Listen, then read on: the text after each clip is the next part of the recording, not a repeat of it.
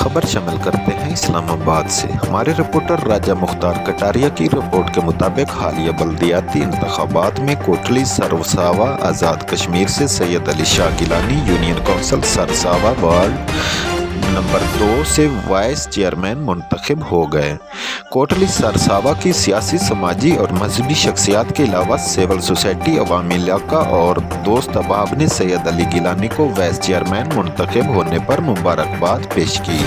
سید علی شاہ گیلانی نے میڈیا سے گفتگو کرتے ہوئے کہا کہ یہ کامیابی مجھے میرے والدین، اساتذہ کی دعاؤں اور دوست احباب اور عوام علاقہ کے تعاون اور قیمتی ووٹ سے حاصل ہوئی۔ سید علی گیلانی نے میڈیا کے ذریعے عوام علاقہ کا شکریہ ادا کیا کہ جنہوں نے مجھ پر اعتماد کرتے ہوئے مجھے بھاری اکثریت سے کامیاب بنایا۔